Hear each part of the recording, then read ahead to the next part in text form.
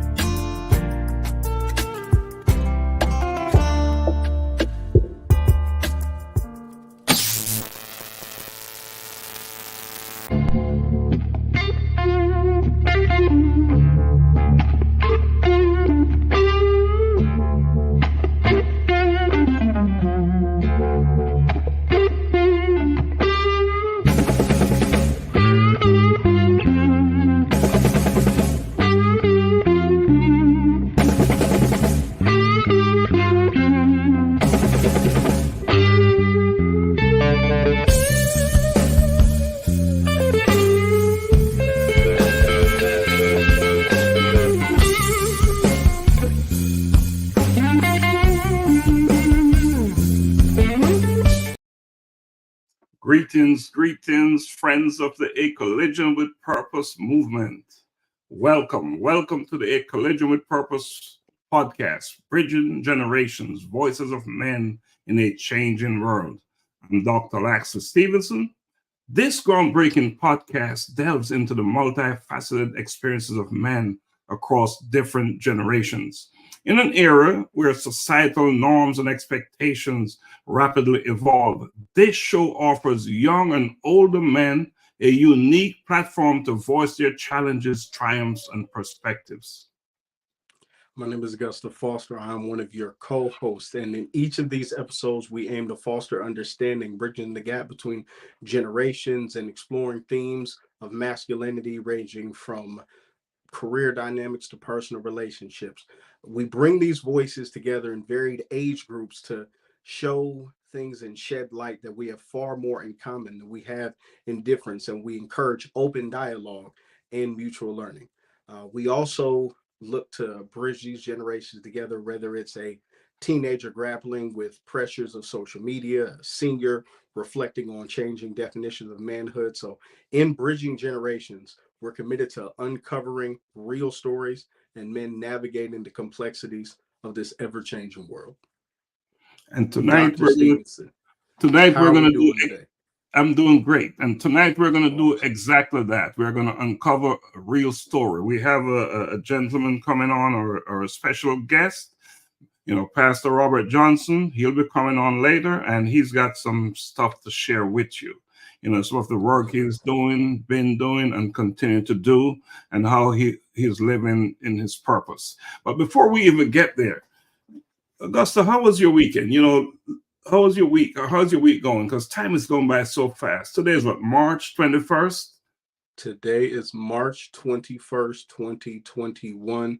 I believe we're around almost 90 days into 2024. We're almost a quarter of the year done that quickly. So it's I think I said it last week. Today is the only today you're going to get. Like time is flying by. It waits for no one. So you've got to capitalize on every single moment. But it's been an amazing week.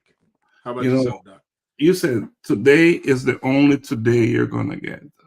This is it. Tomorrow is not promised. So you have to celebrate and work today, because this is the only one you're going to get.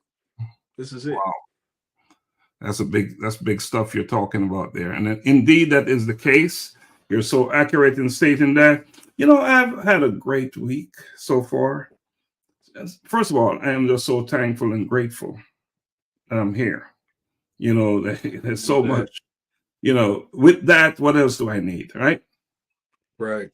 Just right there alone. Just so grateful and thankful to be here. But on tonight, what is happening in this world? That is there any specific special topic, anything that came up that excited you, that caught your interest? I would still say, you know, because we've been talking a lot about education, seeing a lot of the changes and shifts in colleges recently, but a lot of conversation in this past week has been chat about not necessarily just the academic side of college, but how the athletic side has affected it. And a lot of coaches and personnel higher up who are not necessarily excited about the idea of certain groups of these student athletes who are being afforded the opportunity to, for some, really make generational wealth before achieving a college degree or before ever stepping foot on a professional basketball court, field, or other arena or avenue.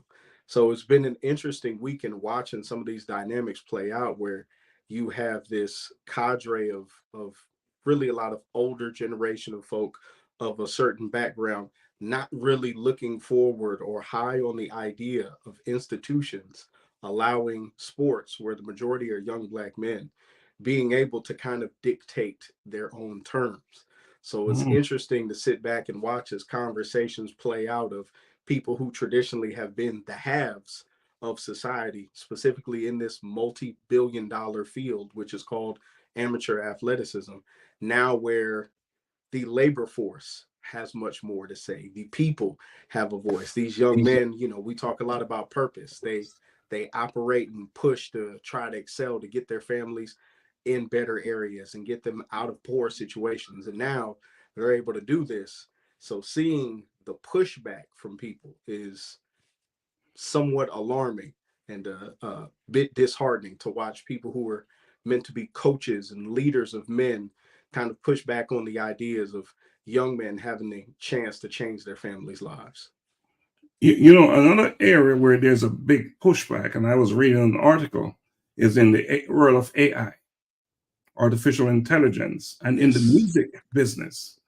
You know, they're saying now that AI, you don't even have to have talent to write a song and to sing a song. Hmm.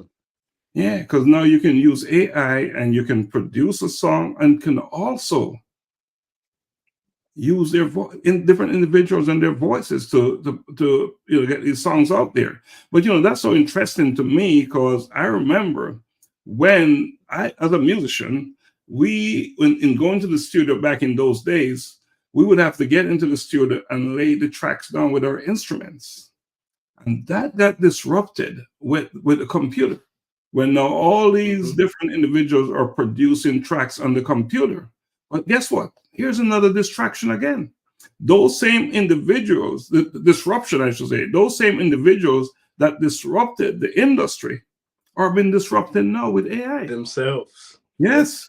So that's such a big deal. And so now almost anyone can get out there and make songs And using AI. You can clone other people's voices and all that wonderful stuff. So we're living in a time where technology, innovation, all that stuff is happening. Now, what should we do about that? My suggestion is you need to tap in where you need to be in and do what you need to do where that is concerned, so you can capitalize and leverage the areas or the elements of AI that make sense to you.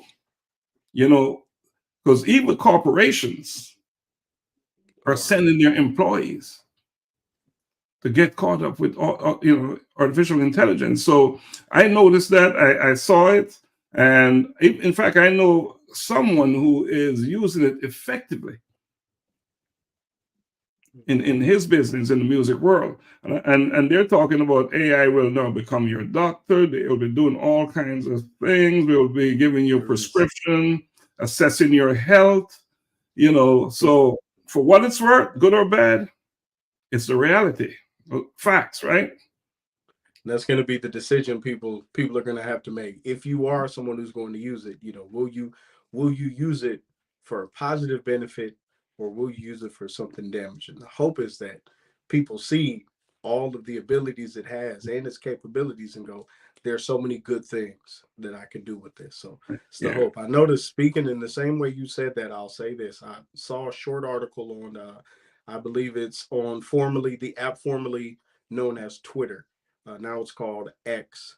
And they recently did a software update where now, before videos or articles or items or things with voices are posted, it requires you to click a box that states, this is created with real, authentic technology.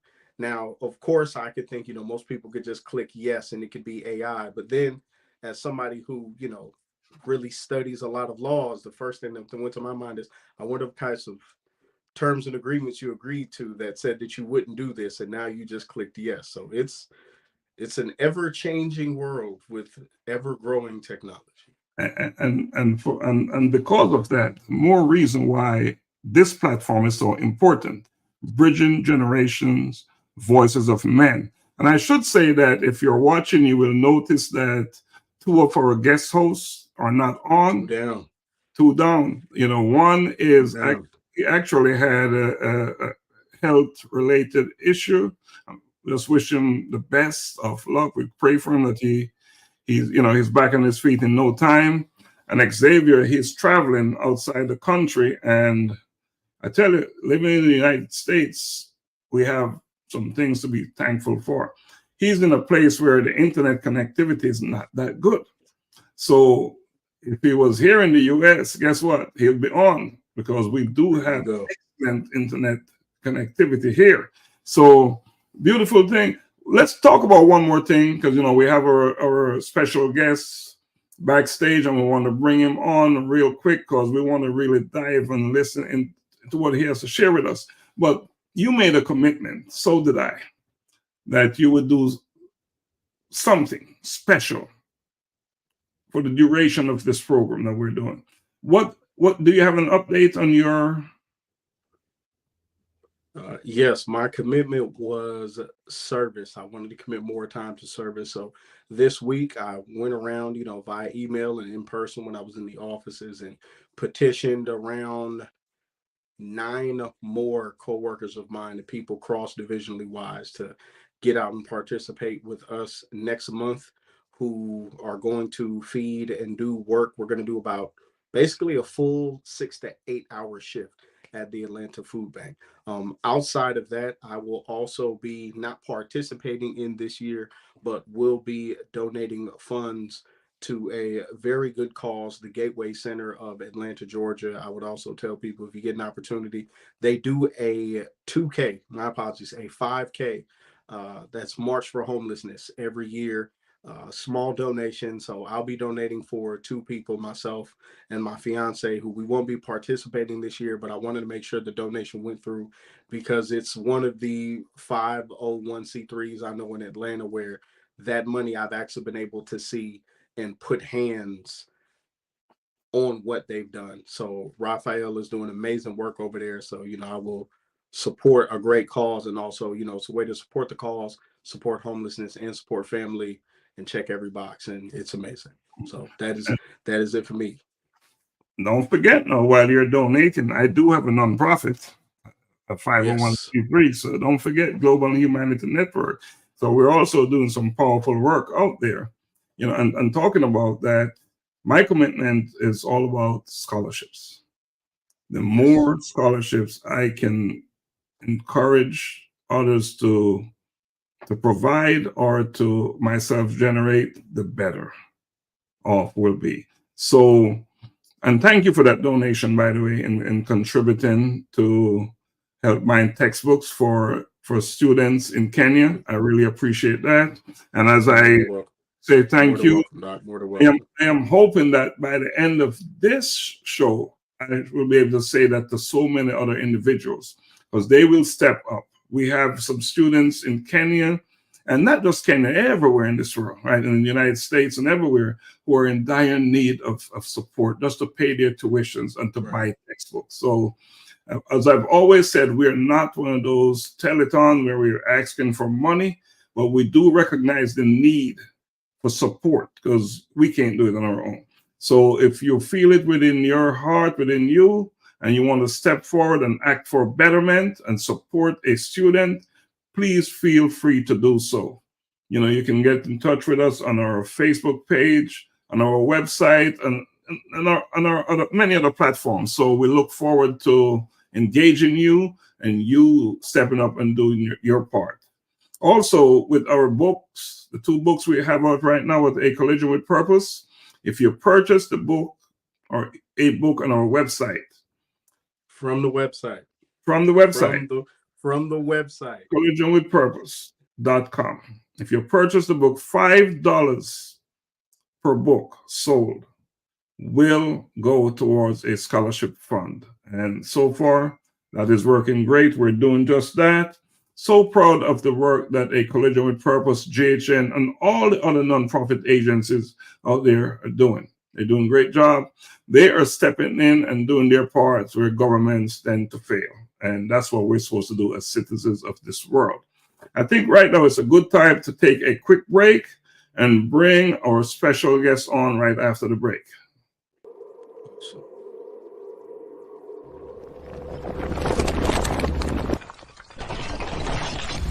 A Collision with Purpose. In pursuit of purpose.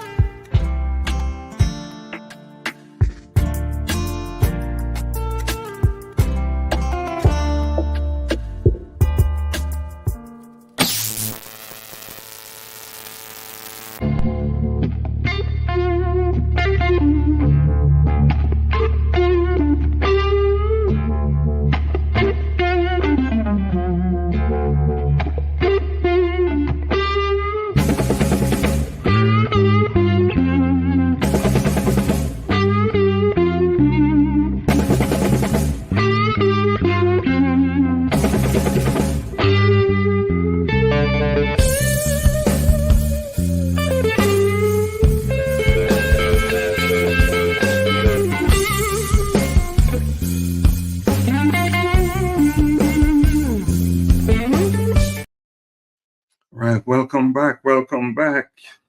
Augusta, let us do your thing and introduce Pastor Rob. And before we bring him on, we want to give him that special drum roll, okay? So, but before we do that, just introduce him, please. So, there was a lot that I read about him. And in seeing the details, not just being a pastor and his work on trade councils and him being really just like an overall entrepreneur and network master out of the Midwest, region my family is from. But the pastoral work and the community work hit really a lot for me. And I'm going to allow Pastor Johnson to come into this space, the masterful man from Ypsilanti, and tell some people more about himself. But he's highly decorated, educated, and effective in doing the work hands-on. So I want to give a welcome to Pastor Johnson. Let's give it a drum roll. Let's do the drum roll, the drum roll, the drum roll. There is the man right there, live and in person. Gentlemen, how's it going today? The zero now. Awesome. How are you doing? All is well, brother. Just enjoying your show. I was thinking the same thing about NIL. I heard you guys talking about that before I came on, and it's a real hot topic right now, and it's unfortunate. I'm with you, Augusta. The issue as specifically as it surrounds coaches not wanting children to the young adults to get their due. I mean, what happens if they break their leg or they sprain something and never ever get a chance to go to the big leagues? And then here's the issue. I was looking at the young lady from Louisiana. I forget her name. She plays basketball there. She said that Reese. Yes, Yeah, Reese. Reese. She said she makes more than the NBA players, WNBA players. She's like, they gotta encourage me to come because right now I'm doing all 4 of my years. Yeah, I couldn't imagine telling an 18-year-old who has the opportunity to shift the trajectory of their family and to change their entire living situation, looking them in the face and telling them no. I'm just reminded by the Fab Five. I don't know if you know it, Augusta, because you're young, but Fab Five were a basketball team in Michigan, and Chris Webber got in trouble because he received some basically NIL monies. So basically back then it was illegal, and then they tried to sanction him and all of this stuff. I think they didn't even want to retire his jersey or something like that initially. But now they kind of, since they're doing NIL, they're pulling him back in and say, yeah, this is, and we knew what was happening back then. It just was the bigger schools had the money and the don't. They were called boosters back then. Right. And so, yeah, that's knew. Good.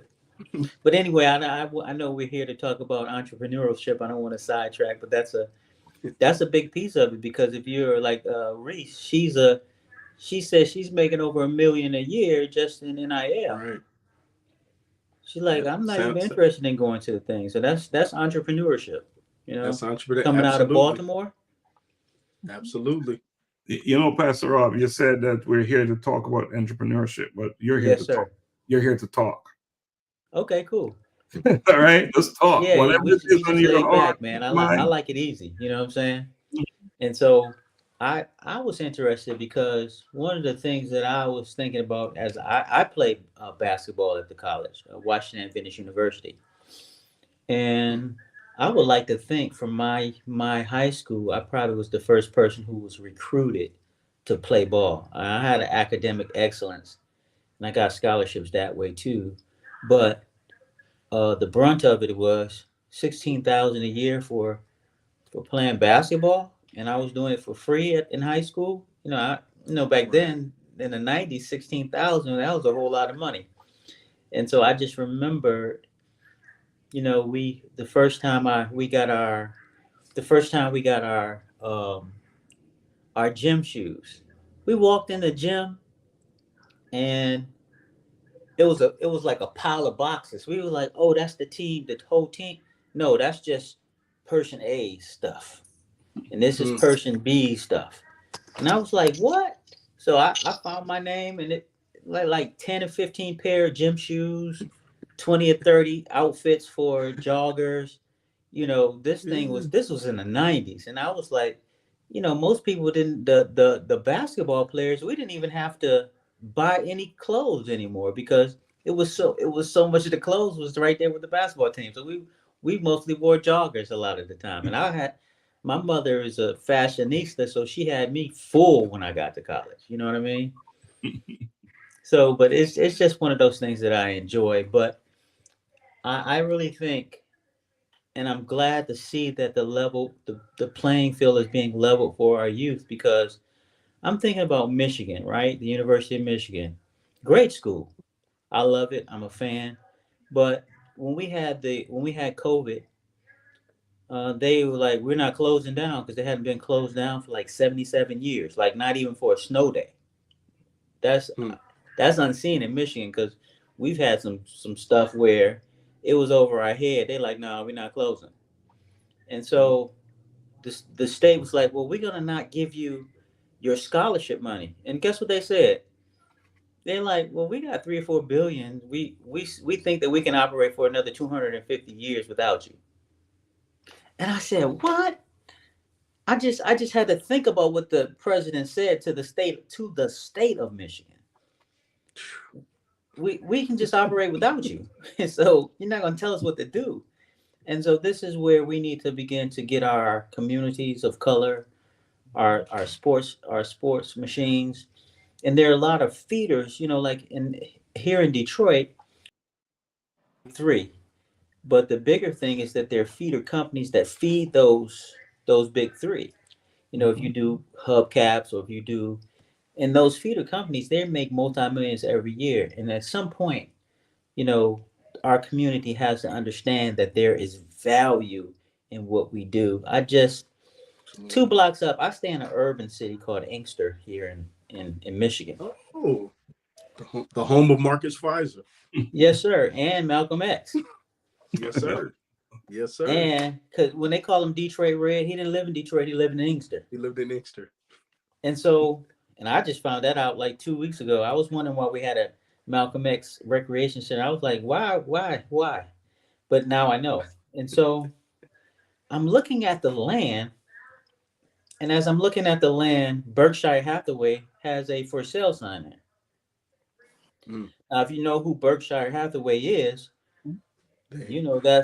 that's 400 or 500. Yeah. And so Mr. Warren is one of the richest men in America. And it's like his company has property next to my company. Now, here's the thing.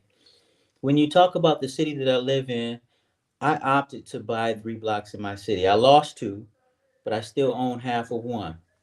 And looking at the property next door to me, I wanted to buy that property. I was like, who was able to outbid me? And who knew about the property better than I did? Well, Warren Buffett did. So I just keep up with these things. I'm going to send you guys a picture when I get off. I was so surprised to see that he had a sign here selling. And here's the thing. The brothers be like, I don't want to buy an Inkster.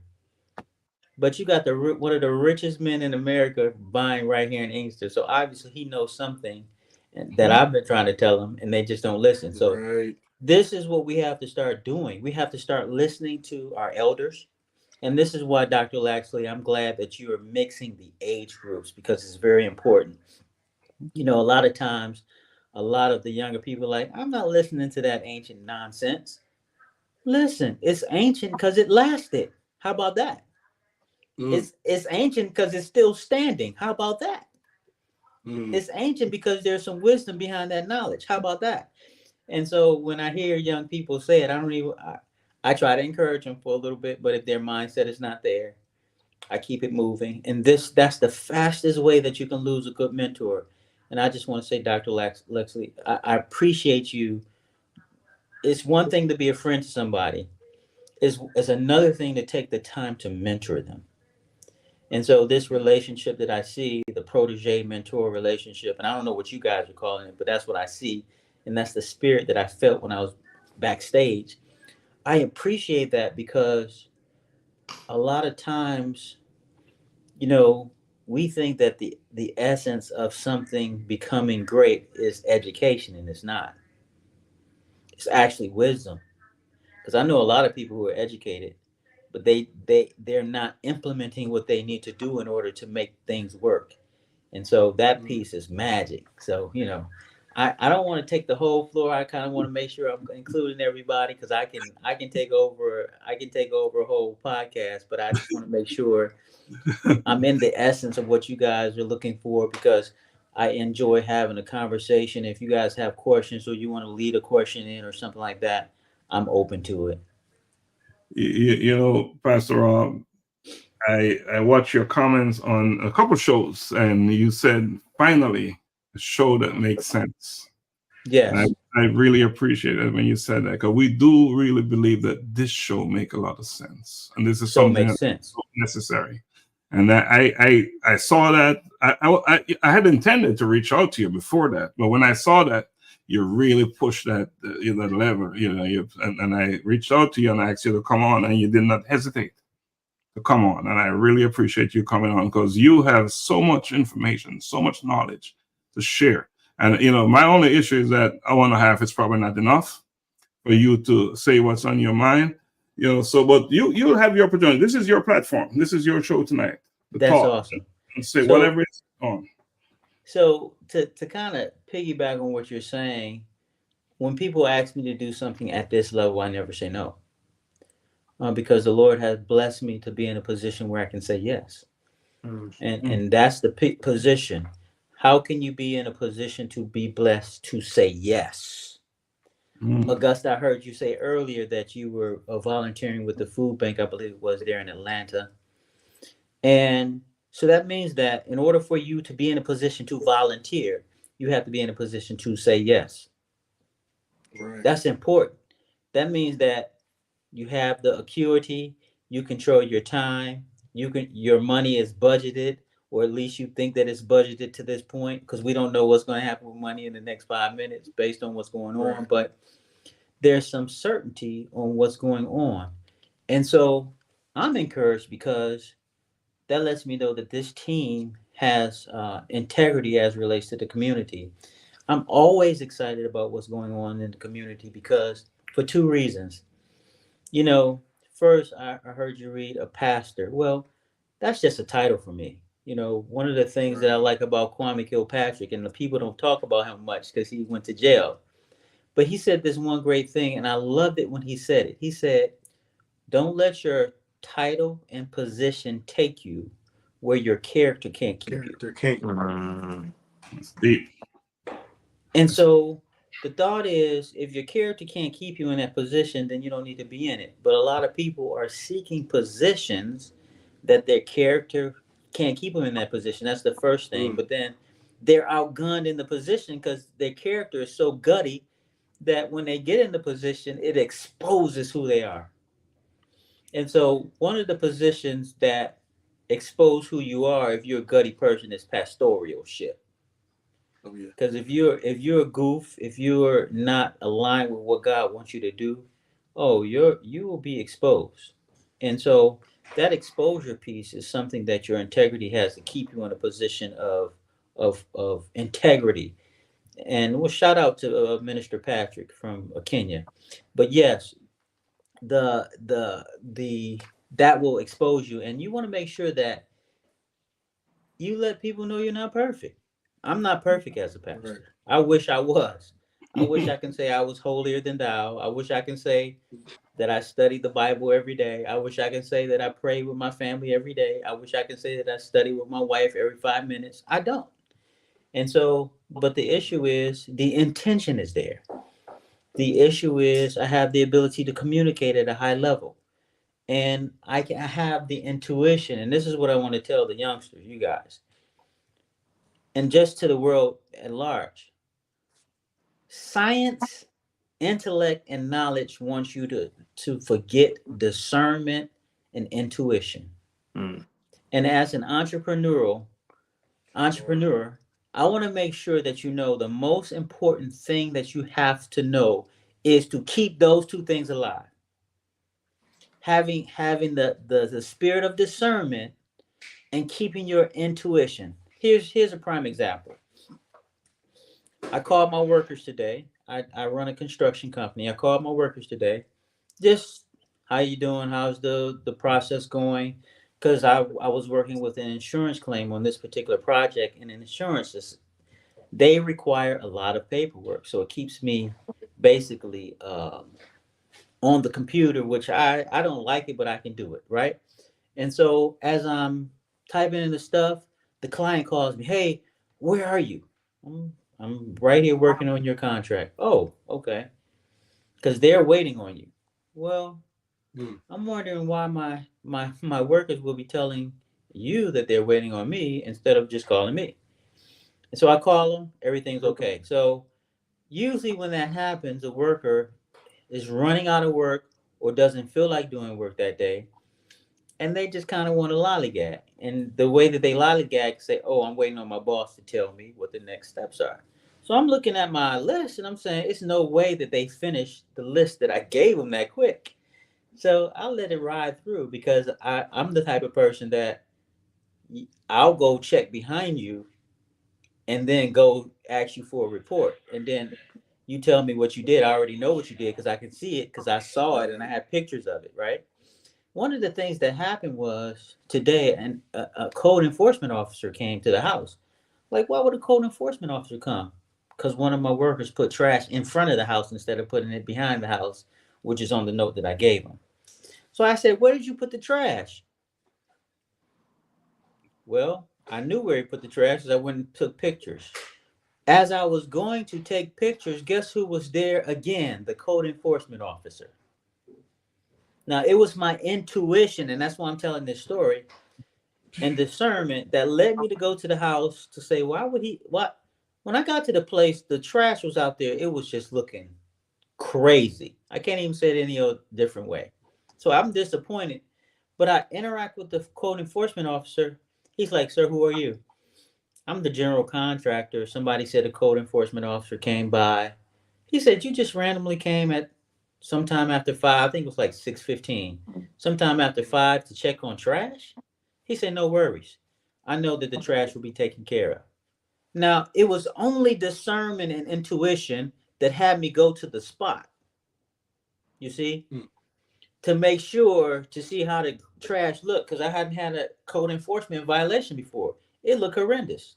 It was organized, but it's not how I would have had my team put it out. Right. And so, you know, then he had a conversation. Now the guy is parked on the grass also. So it's like the client's parked on the grass and there's trash out. And so I was very disappointed with the client because if you already know that we're going to move the trash tomorrow, why would you park on the grass unless you're trying to bring the code enforcement violation to your house? But I said, I tell this story to say, you know, it's very important that we have that discernment and have that intuition, because those things are vital. I mean, the vitality of anything, specifically a business, has more to do with discernment and intuition than anything else.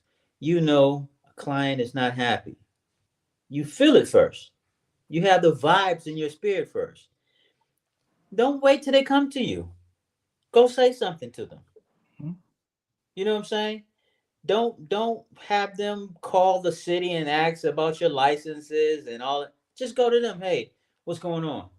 And most of the time, when the fact that I feel something's wrong, that's how I lead in. Oh, it's nothing wrong. Now, if it's that type of person, usually I have a way of breaking them down. Well, you know, you can always talk to me. You can write me. You can text me. You can call me. Oh, I know you're busy. Well, you know, I saw you on a podcast the other night. You said blah, blah, blah. Oh, so here's the thing, and this is the lead into being a spiritual person. The person was able to see me on the podcast, kind of like this, and notice that I said something that they did not agree with. And in essence of not agreeing with me, they were ready to fire me. Not because I was doing a bad job, but because of my position, my political understanding of why I think a thing is a thing. And so they, well, what do you mean? Now you guys I don't know what your political status is, but I'll share mine. So the guy asked me, what did I think Make America Great Again stand for, right? And I was explaining what I thought it meant. So in America, there are two different countries. There's the United States of America, which is the de jure, the real country, the republic. And then there's the US, which is the de facto, which is actually a corporation. Most people don't know that, right? And so because of that, most of us are under what's called a citizenship jurisdiction, right? And so as they're under that citizenship jurisdiction, we're citizens and residents. That makes us residents as United States citizens, opposed to United States of American, the Republic Constitution. And most people don't know that. So when I hear Make America Great Again, I think that they're saying we want to go back to being a republic where our vote actually counts. Now that's very important, because that means that we're a plebiscite. And what most people don't know, a plebiscite is when the actual votes are counted, and that vote is who decides who becomes the president of the United States, right? And so in America, and this is why I don't know why we were arguing about votes. voters don't elect their people for the president. The electoral college does. And so most people, so we're talking about who got the vote and all of this. And at the end of the day, there's this electoral college. So now the question is, does the electoral college have to vote like the people voted? The answer to that is absolutely, positively no. Because there's been time where the president who to be had won the people's vote, but they didn't get the electoral college vote, and the opposite person won the election.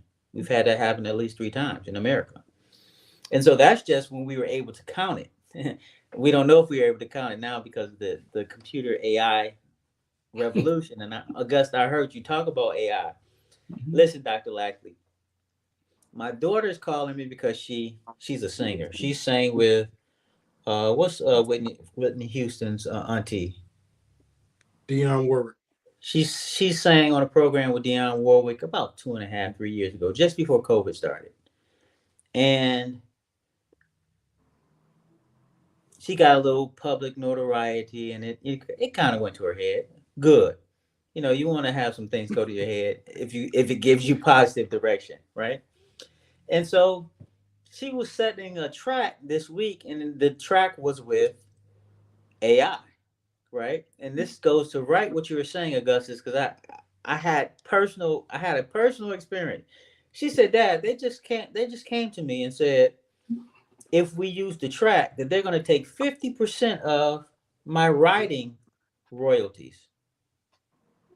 I said, what? So she said, yeah, they said we can use it for free, but they want 50% of the writing royalties, not 50% of the royalties from the music, but 50% of the writer's royalty.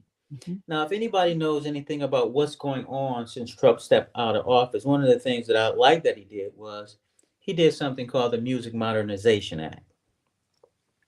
That particular act was an act that said that a person who goes on with a music company like Sony or Artista Records, they only have between 3 and 5 years, and I'm not sure how many years, I'm just giving an example, of owning somebody's masters.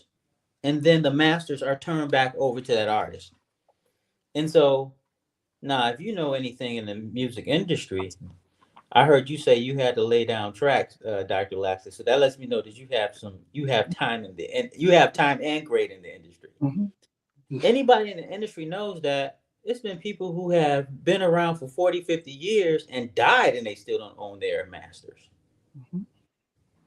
And a lot of people will argue with you that Michael Jackson died because he owned half of Sony, which owns almost 80% of the people in the world, well, in America, the artist records masters. So Michael Jackson owned those masters. And so as we begin to understand this whole thing, all of that masterial work is going to be given back to the people who don't own it. And so what does AI have to do now? What do they have to do now to stay alive? Because they've been like leeches, leeching off of people's work. Now they don't have the ability to do that. And so, an entrepreneur, you guys have the brightest futures ever. Absolutely. But you got to know that, like you said, if you check the box, Augusta, what does that check mean? Yeah, it's called a cohesive, not a cohesive. It's a particular name of a contract where it's an unbalanced contract. And because it's unbalanced, you don't know that you're signing over your rights to obtain a privilege. One of those things is called a driver's license.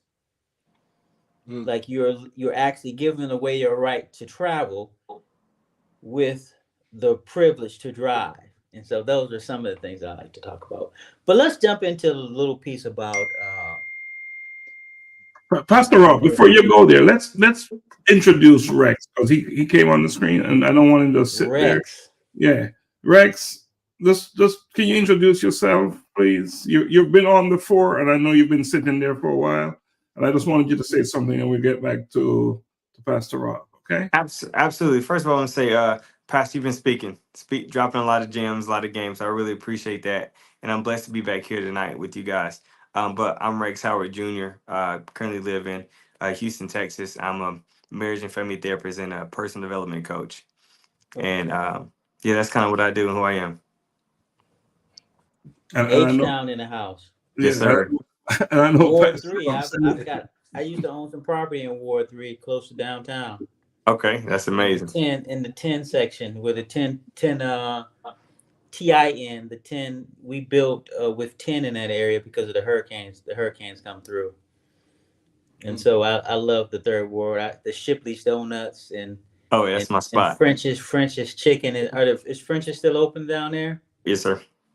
Love it. I know that Houston is known for its restaurants, so I don't know if people still lining up to wait at French's. Are they still lining up to wait there? Yeah, I'm not sure. I've only been there once. Okay, yeah. We went to a Houston game, and the French's behind the Houston football stadium, right there. People just lined up all the time, you know. Okay. And Shipley's Donuts right across the street from that, actually. Yes, sir. And I actually used to own a restaurant there in Humboldt, Texas called Bobby Q's. 5% owner.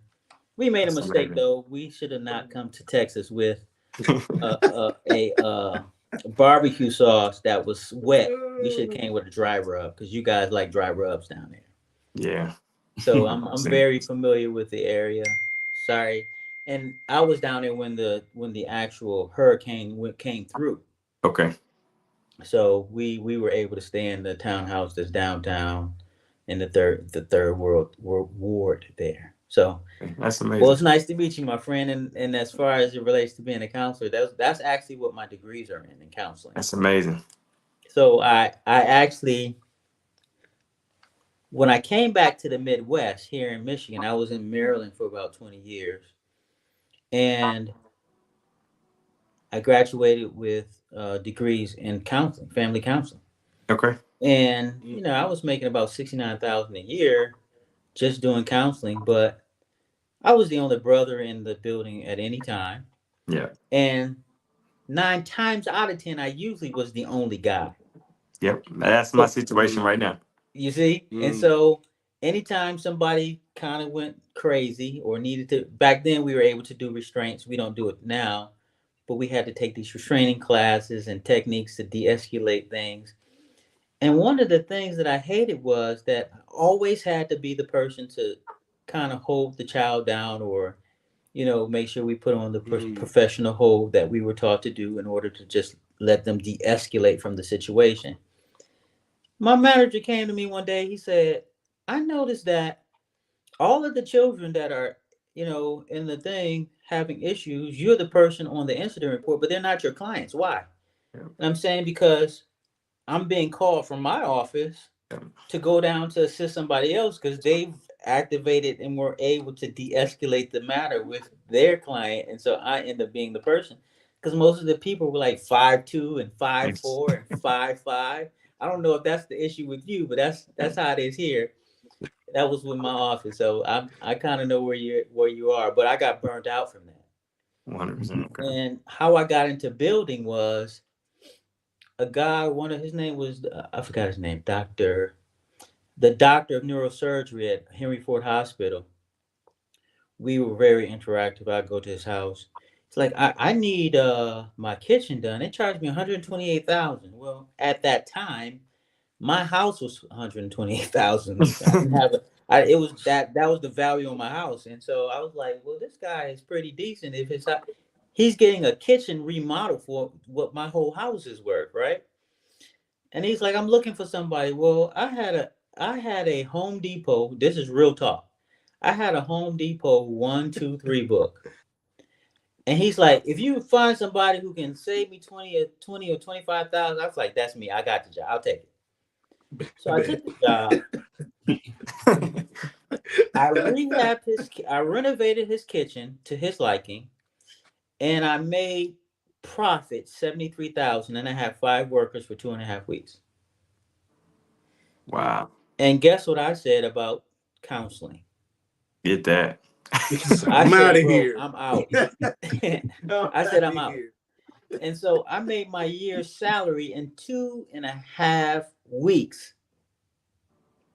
I said, I'm out. And this was circa 2009, 2010.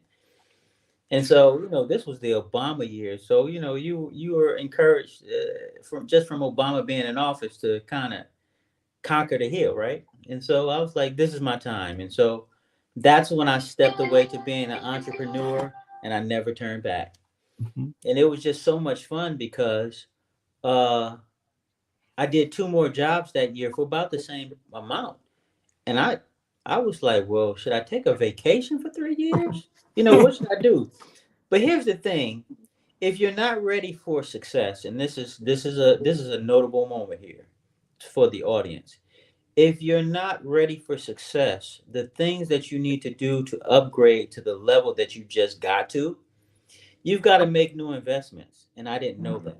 And so the tools that I had were DIY tools. So when I went to my next job, people looked at my tools and like, boy, you joke.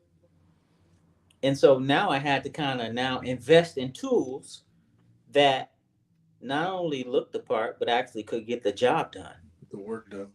You see what I'm saying? And so here's to some of you out there in that entrepreneurial space. Listen, just because you know how to do the work don't mean that you have the tools to do the work. And you've got to do some investigation to actually understand the tools of that trade and that particular industry before you go bouncing out. Now listen, God bless me because God blessed me where I was in a space where I grew up in a family where my mother and father said to me at the age of 8, we'll give you anything that you want in the world. We'll buy it for you. I was like, yeah, I started making my list. I brought them the list. And then guess what they said to me? But you have to pay for half of it. So that changed the game for me because I was one of those kids. You buy me the shoes, I'm walking through the water in my shoes.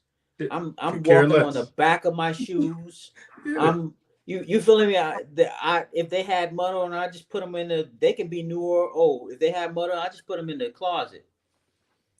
Guess what happened when I brought my first pair Ewings, Patrick Ewings back then? Kept them clean. When I had to pay for half of them, yes, you're right, Augusta. I never walked on the back of the shoe again.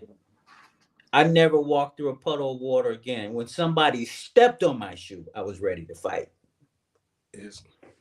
You feeling me? So the mind shift changes in the mind shift, and I'm so glad my parents were intelligent enough to give me that challenge. And then what happened was, now I'm sitting here trying to, instead of looking at Gilligan's Island and Green Acres and whatever, He-Man back then, now I'm trying to make sure that I'm thinking about how I'm going to make my money. So how I made my first set of monies was I washed windows and I did lawn.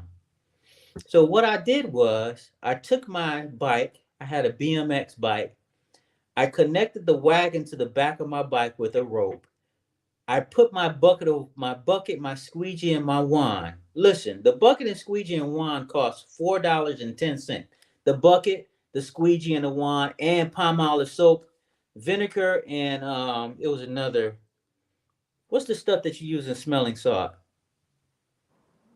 Ammonia. Ammonia, yes. Yeah. I had those 3 things.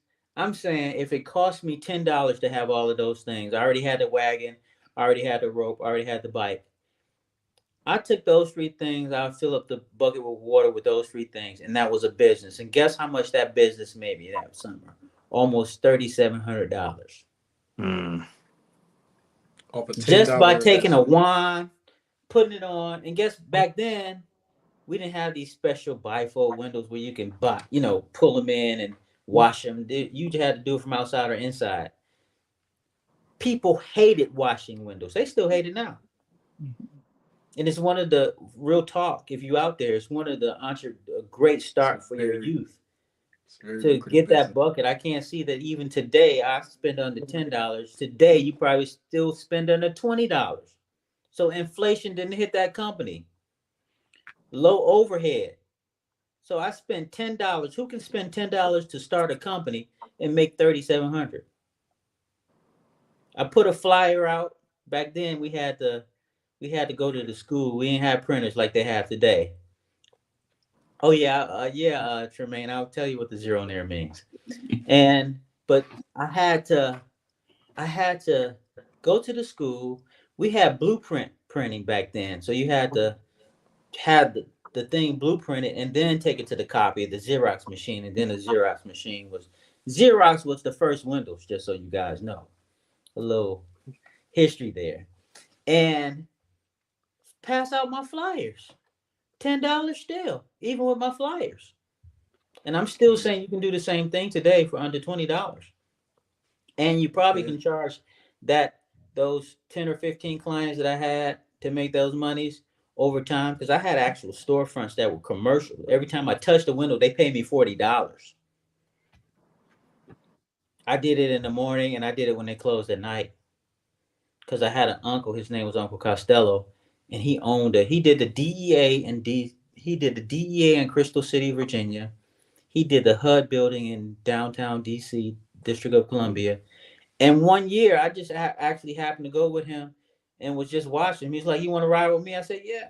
And so I'm bringing up all of this because I was around men who invested in me, who made sure that I knew that I needed to be somewhere that was positive, and I needed to know what it meant to be a protector and a provider. That starts at 7 or 8 years old. And shout out to all of those mothers who are single. But if you're coddling your son and he's still on your breast, get him off. I can't say it any more directly, because you're creating men who are not protectors and providers. And so I'm not saying it's bad to be a single mom. I'm just saying be cognitive of that. And then make sure that you put that son of yours in a position where he has men like us, because you see we're here. We're here. And making sure that you can get, because from Howard, from Augusta, from Dr. Lax, or myself, you can glean from us. And gleaning is one of the things that men enjoy. It makes our life. Listen, if we don't want to I don't want to go out there feeling like I gotta protect somebody. And for heaven's sakes, as you get better at being a businessman, the provider piece, it kind of broadens. So that's kind of the piece. You had a Tamar Tremaine asked, "What does a zero nair mean?" That's a great question. So the zero nair is a social cognitive economic model. It's designed to combat and to neutralize capitalism. It's got 7 principles. The principles are all surrounded by the actual title itself. The zero nair is like, what does it mean if we didn't need money? For a second. What would that mean? Like, what would it mean if you can just go to the lake and get water instead of going to McDonald's and buy it for $1.99? Or what does it mean that if you can just go to your backyard and pick and milk a cow, or grab an egg from a chicken coop, or pull some broccoli up? What would that really mean to your budget? What would it mean to your budget if you said to somebody, "Hey, I got a chicken coop and you got cows. I'll trade you beef for milk. I'll trade you beef for eggs." Good What do old-fashioned bartering system. Yes, Good bartering and trading. bartering system. And so the zero nair's base concept as a social cognitive economic model is that we replace money with networking interactions. So we still have the ability to network with people today in this matter. This is why, and this is a great point, Tamara, that you asked, the question that you asked. I always ask people this. Why does, you have a question, Dr. Laxley? No, I'm listening. Why does, and that's my discernment. You move forward. I thought you was about to ask a question.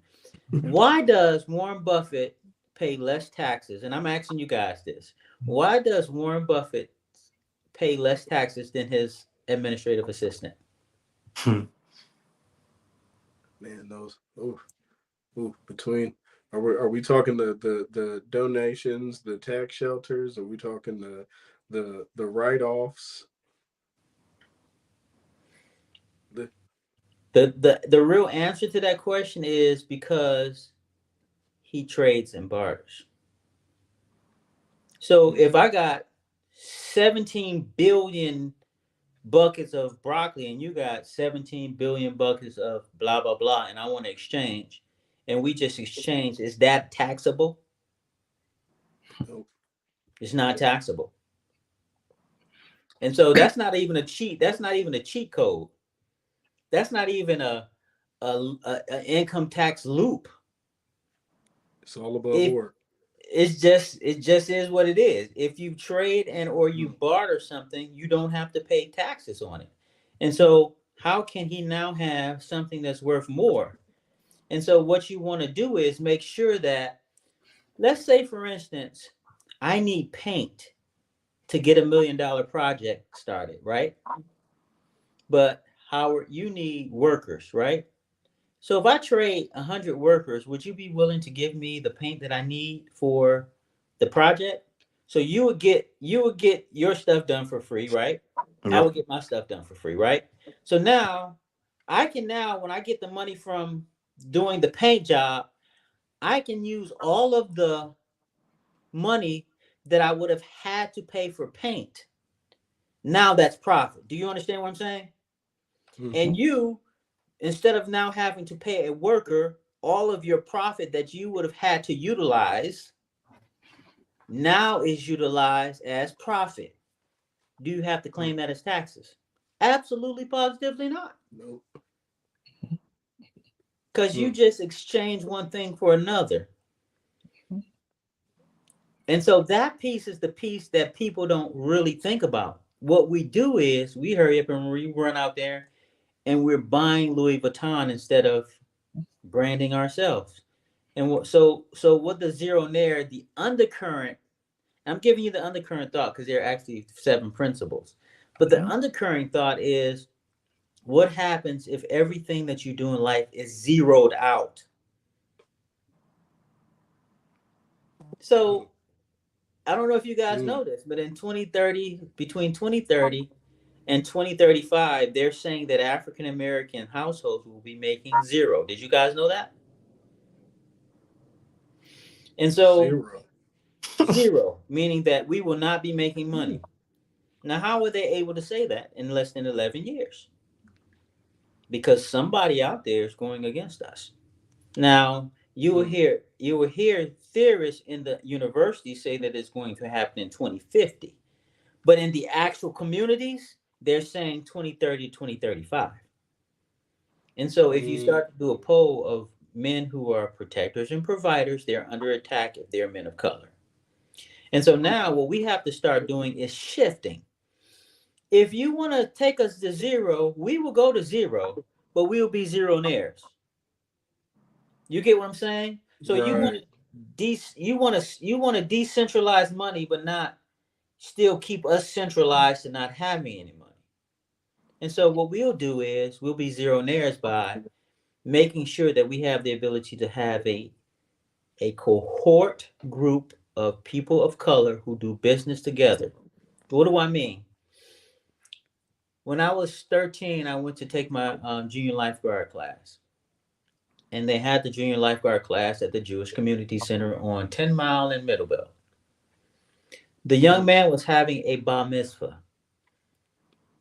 There were at least 200 men there to give that young man $2,000. Now, Yep.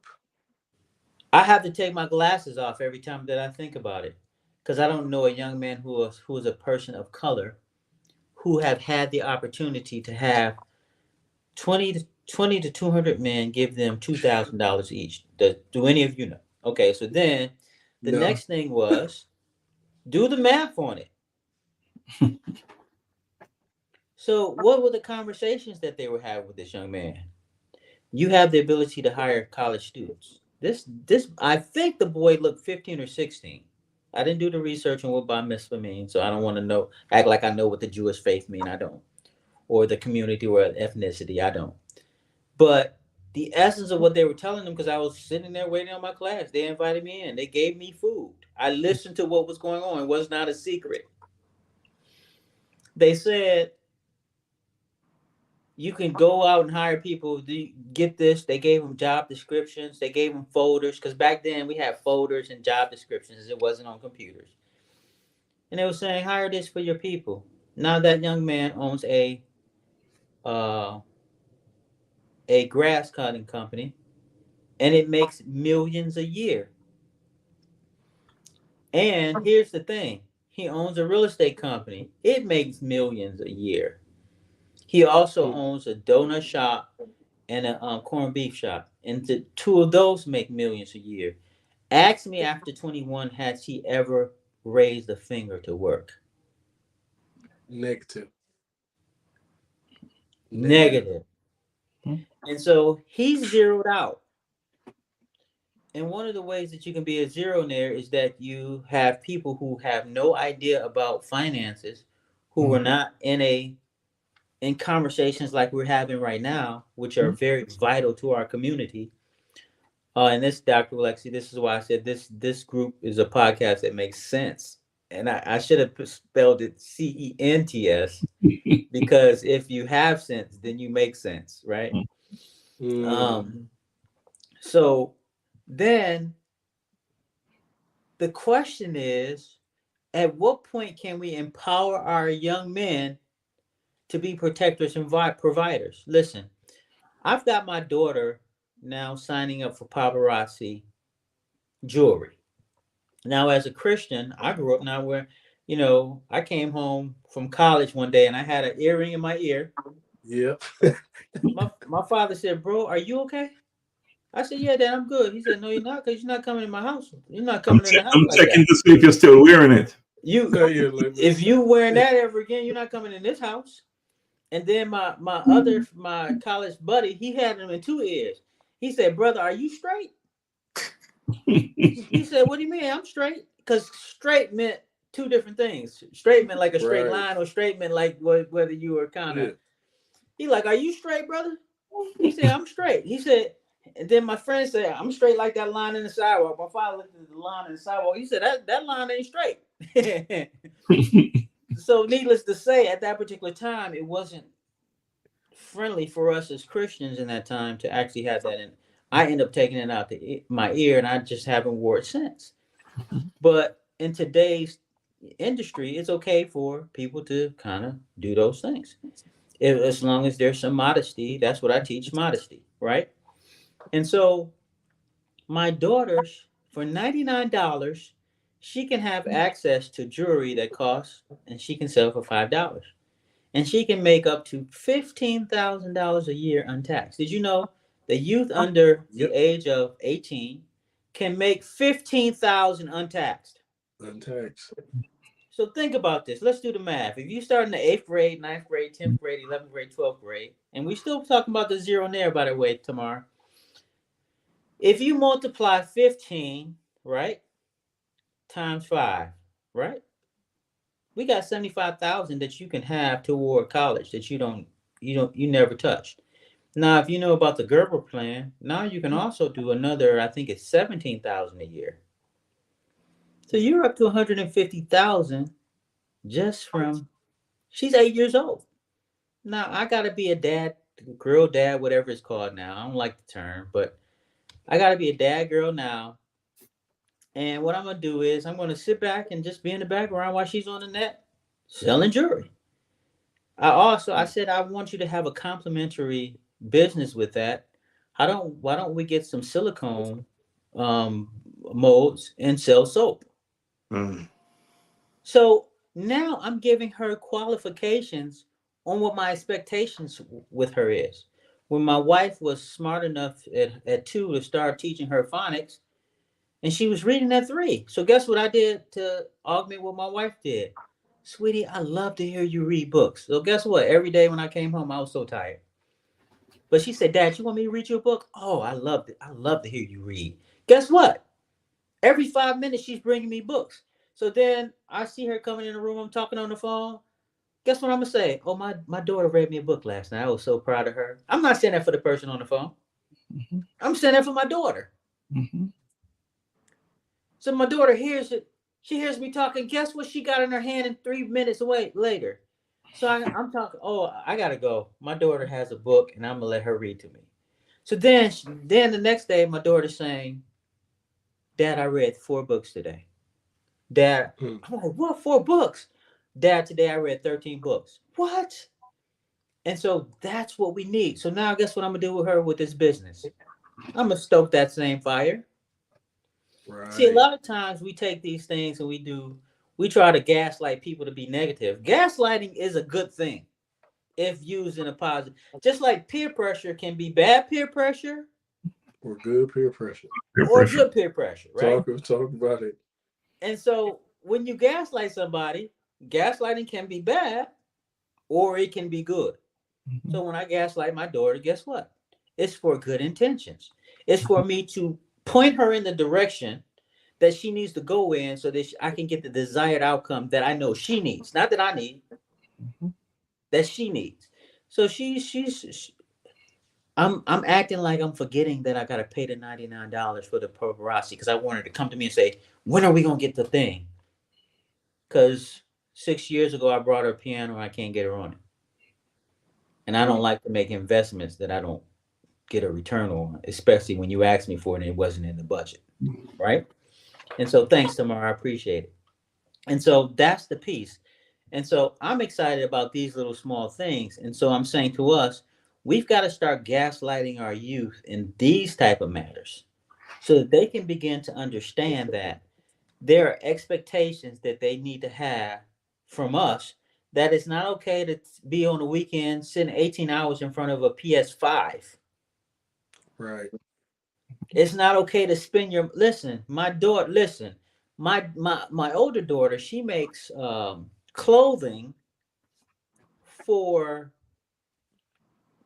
athletes on the software game that people are playing. I said, what?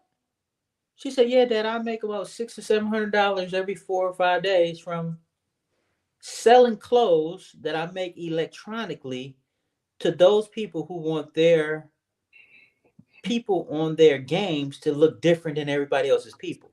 I said, what?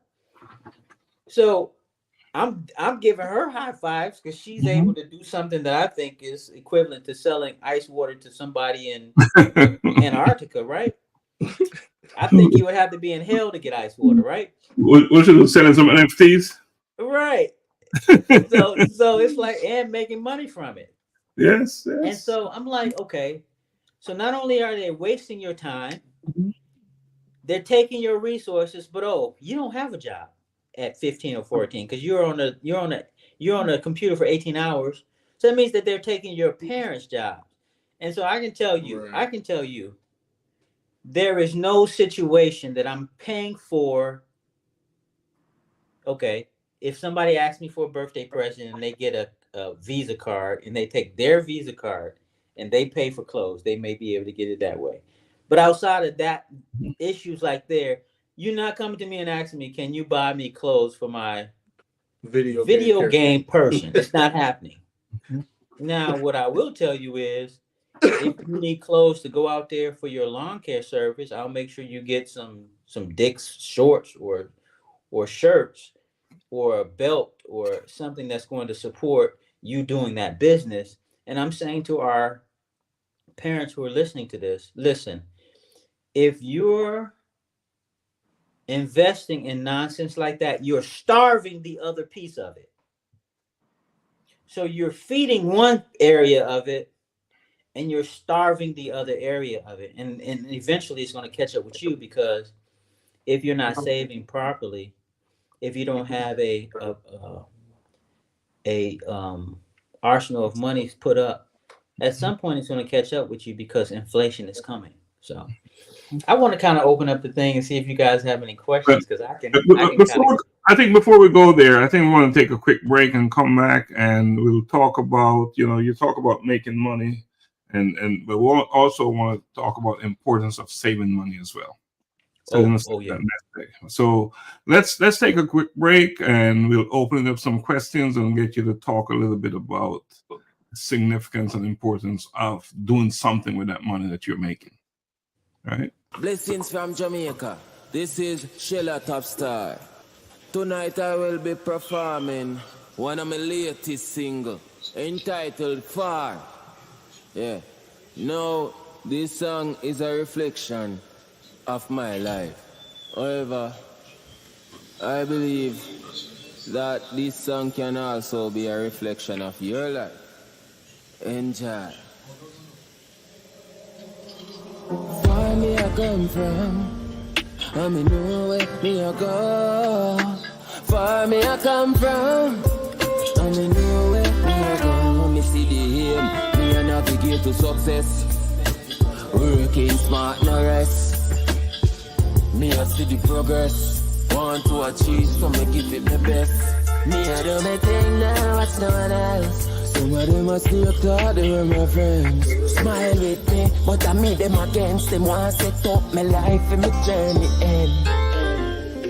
You know me, I am far as a winner, me no know about failure. I feel make it big, I feel make it major.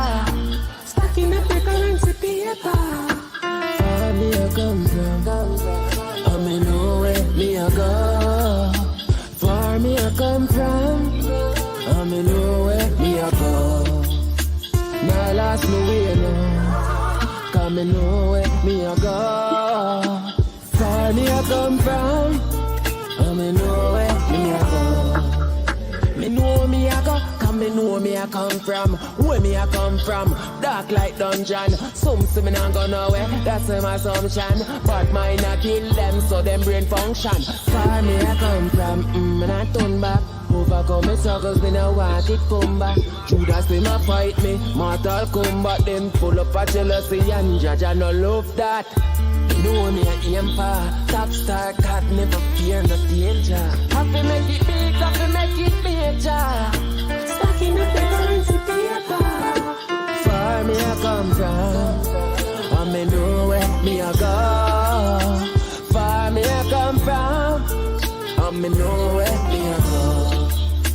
Now last me way now, cause me know where me I go.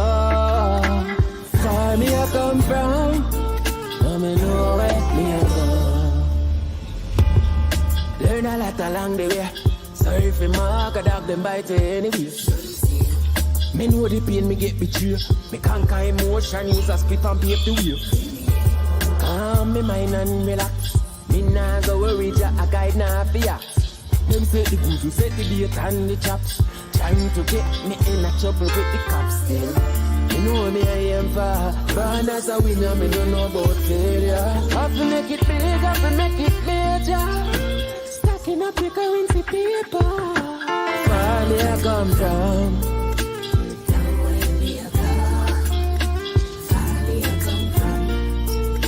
Me know where me I go, and I tell you something I last me way now.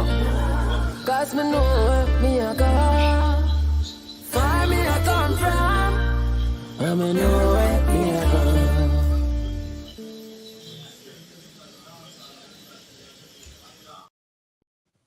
Right. Welcome back. Welcome back. So Pastor Rob, you talk a little bit about music. That's one of my production right there. That artists, I manage him and produce him. So we like to promote what we do, and so like to give him some airtime on this platform. And plus, what he's talking about where we're coming from and where we're going and what life is all about. And in terms of never giving up and just have that focused laser vision about who he is and what he's all about.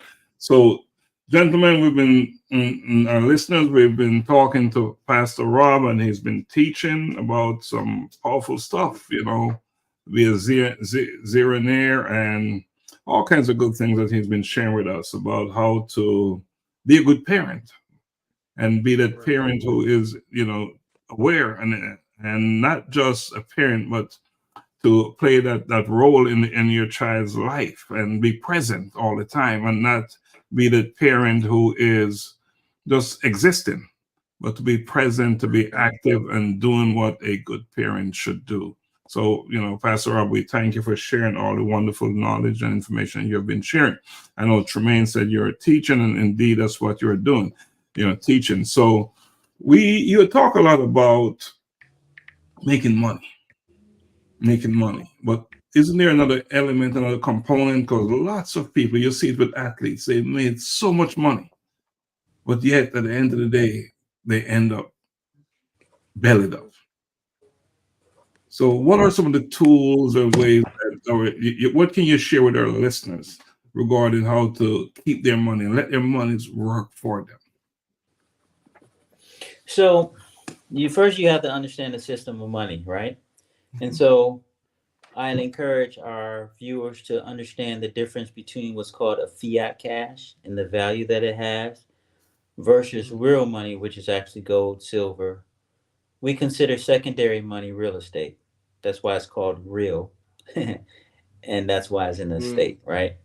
And so those things we want to have that as our base. Now listen, if you want the class in a different way, you go to the series 735660. That's my wife. She teaches I'm not about to say what she says. Matter of fact, I'm not even on her platforms because I speak totally different than she does. Because she's regulated and licensed. Right? But myself, what I want to tell you is if you don't believe in fiat cash, you should what's called diversify. What do I mean by that? Like my wife and I can take a lot of risk because we're mortgage free.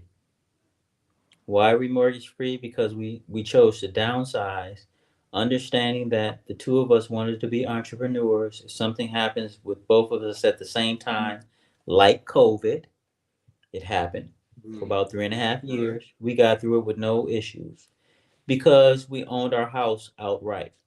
And so the first thing that I want to be able to say is make sure that your base is free.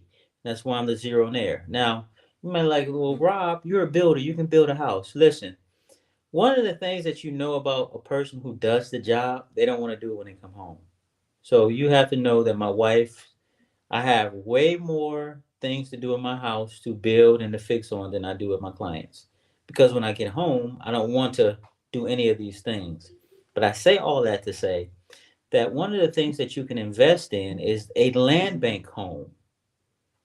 Land bank homes should be your first option to be a person to put yourself in a position of freedom, because if you get a land bank home, like in the Midwest, you can get a land bank home from $1,000 to $5,000, right? And you put another 35 to 40,000 into it by hiring somebody like me, and you've got a house that's worth 180 to 280 to $180 to $380,000 worth in value.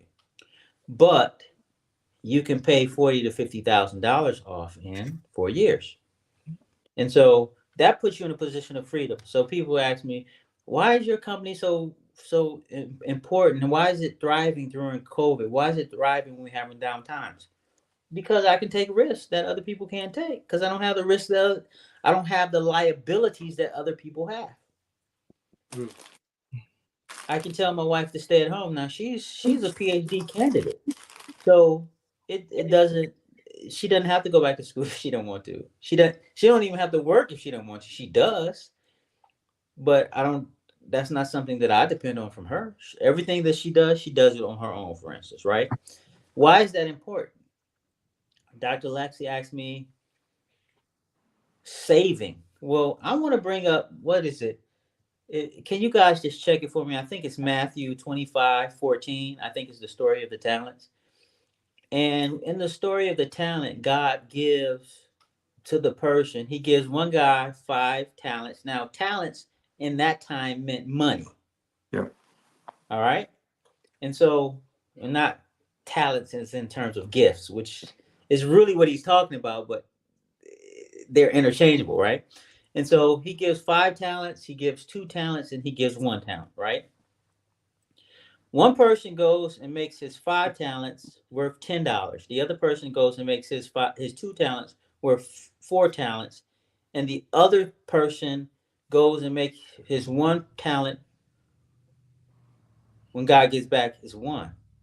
And so God comes back and says, hey, to the guy who made 5 to 10, hey, well done, my good and faithful servant. You've been good with this. I'll make you wealthy over this. Go do it. He gave him a bigger field. To the other person, he said, hey, you took 2 and now you got 4. oh, go, you well done, not good and faithful servant. But to the person who he says, I put my talent in the sand so that when you come back, that it will be okay. And God said, what? Basically, God said, you're a goof.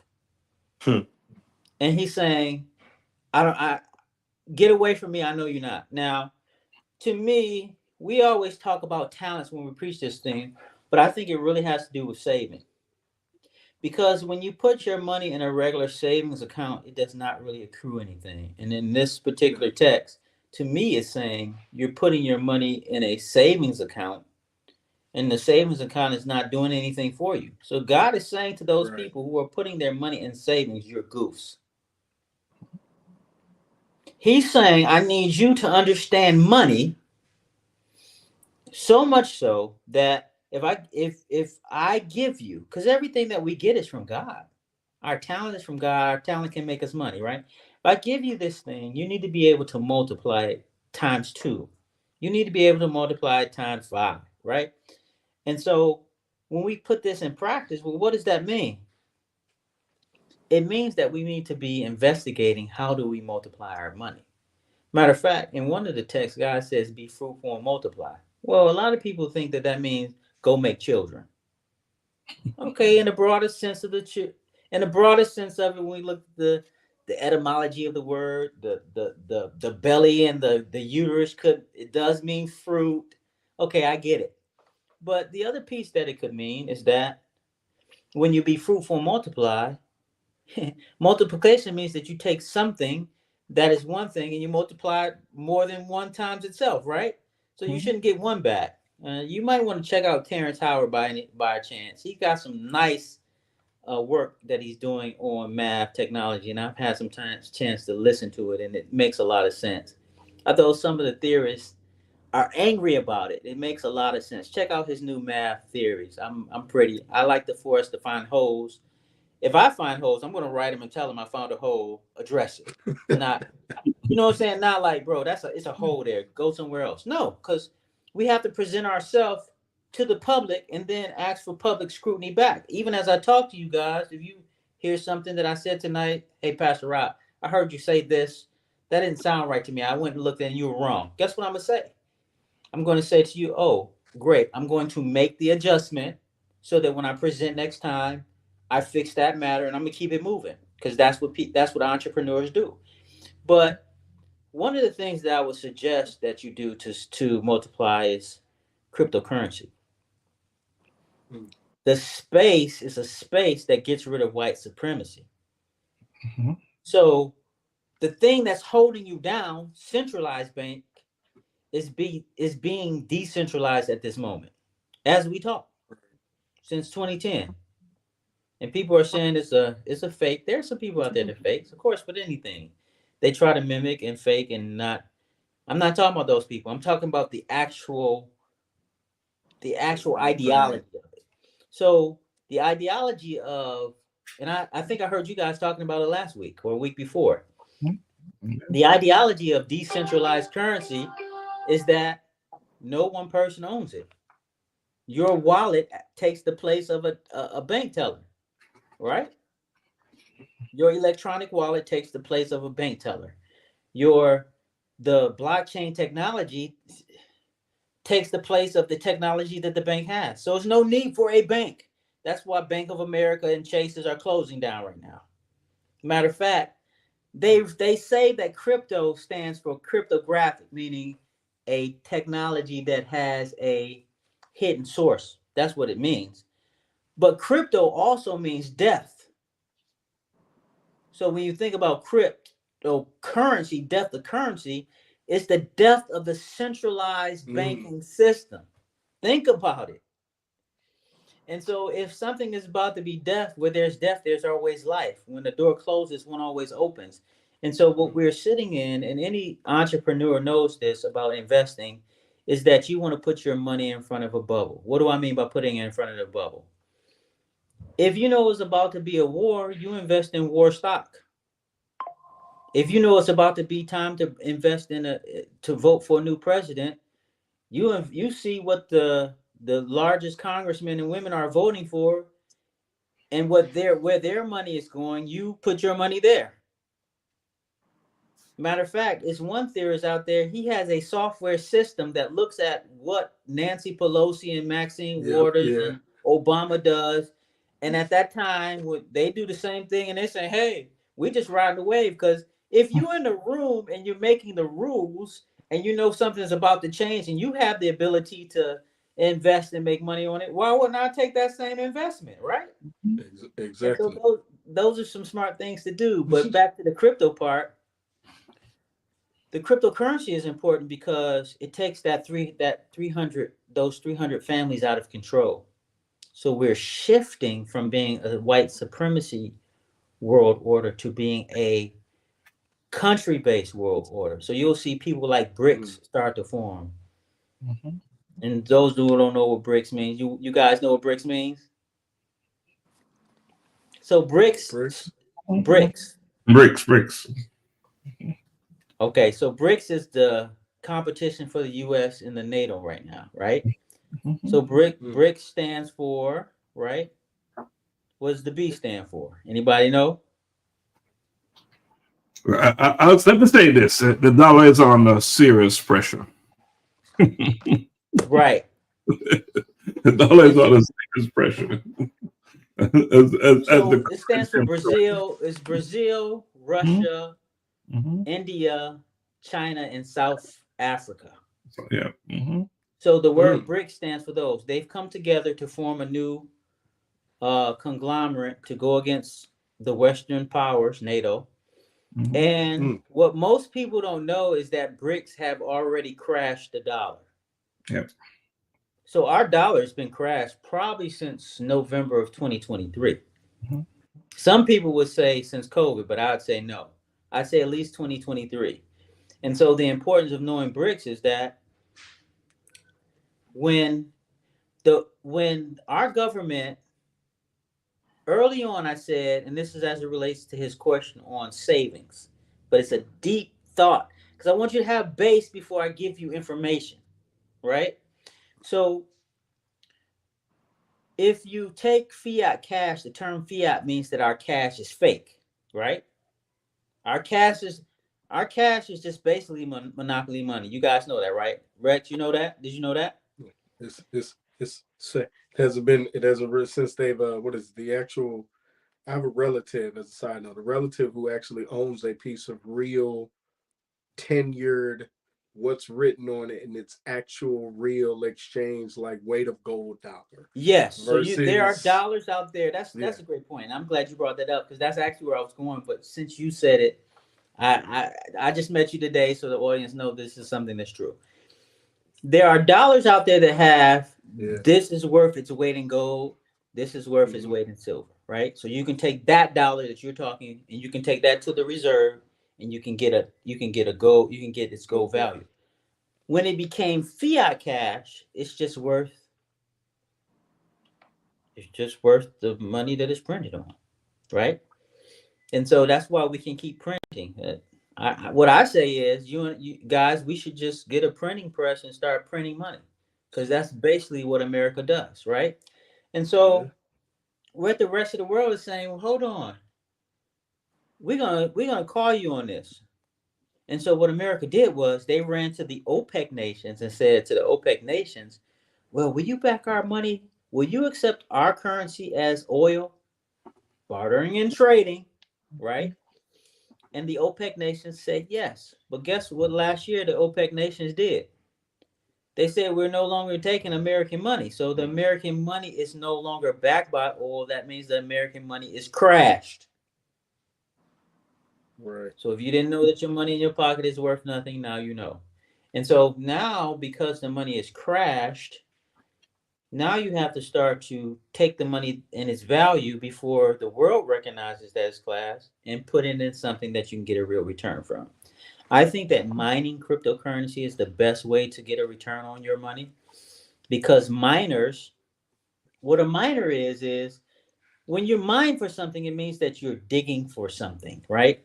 And so in cryptocurrency, you're digging for In crypto, what mining does is the technology that validates whether, if I'm saying I'm about to do some business with Rex, what the blockchain does is it says, okay, Rob, you got $15 in crypto in your Bitcoin wallet, and Rex has 50,000. You're about to sell Rex something for $47,000. He can do that transaction. Remember, I told you that our wallets take the responsibility of the teller, right? And so as there's a technology out there, a third party that says, yes, Rob, you can receive it. Yes, Rex can pay it. Let's do the transaction. The transaction starts. There's a third party out there that's sitting. That's the miner. He validates his technology, validates that Rex has the money, validates that it can go to my wallet, and it does the exchange. Then it tells the world that exchange just happened. That's the blockchain technology. But that's what mining does. Why is mining so important? Because it's a decentralized thing. I can have a mining machine. Matter of fact, I'll put it on your Dr. Lex. I'll put pictures of it up. I've got associates who have mining machines, and you can actually buy the machine yourself, or you can invest into a company where you actually have the ability to mine by renting that machine and having that machine be yours on the blockchain. So I think that's the first thing. The second thing I think is, how do you become a miner? Is it what gas does? Yes, yes, it is what gas does. Mining is another term for gas in the cryptocurrency space. Yes, great question. You're asking great questions tonight. And so the other thing that that you can do is you can invest in real estate. One of the best things that I think, the best in real estate investment right now, money for money, is to put about 3,500 to $35,000 down on a duplex. Because if you stay in one of them, you can rent the other three out. And usually one of those are able to pay for your whole mortgage. The other two are you are able to use that what's called passive income. One of the ways that you want to save is you want to create a space so that you have passive income or residual income. So those are the two ways that I would do it. Now, some people say, well, Rob, how do I do it? Most people don't know that, like in the Midwest, we have $25,000 down on your new home. Don't go buy a new home with that. Buy a duplex. I mean, buy a quad, not a duplex, a quadplex, a fourplex is what I meant to say. I'm glad I came back to that thought. Mm-hmm. Because the fourplex, a quad is a fourplex, a house that has 4 condominiums in it or 4 homes in it, gives you the ability to make sure that you have the opportunity to make money without having to do anything. And so in this case, you can be like me. You can have a mortgage, but it's like you don't have a mortgage as long as you manage your tenant. Right. And you can be in a position of freedom. That's just for the provider of the house. If you're a 2-family person, husband and wife, then you can now have a second person who they can have total freedom. And so those are ways that I would say. Right. So do you, Rex, have a question for Pastor Rob and Augusta? And a question. So we're really running on time here. We're going over time. What the information that Pastor Rob is sharing is so powerful. I feel that it's important that we continue the conversations. So is there a specific question that you would have, Rex? And by the way, Rex, Pastor Rob was not telling you that because he switched career that you should go shut yours down. Right. He was not saying that. Brothers. We need brothers. Get out, Rex. Get out. Go contract.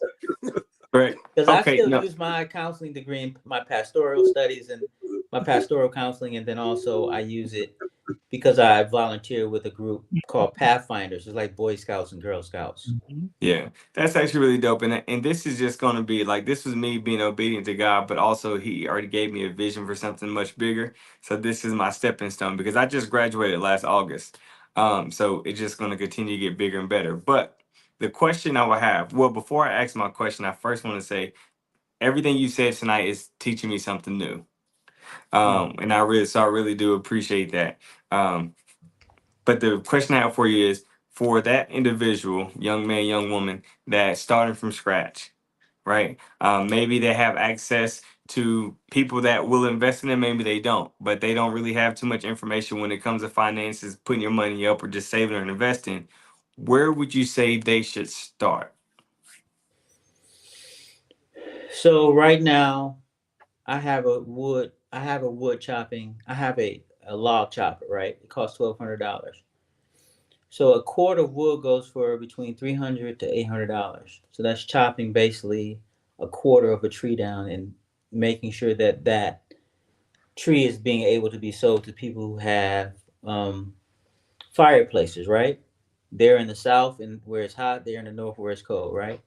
I say that because I want to tell you that I still do side hustles.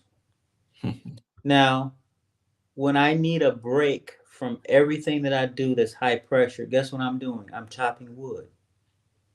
I'm not chopping wood because I want to make money. I'm chopping wood because I need a break from everything else I do. But I'm making money when I'm chopping wood.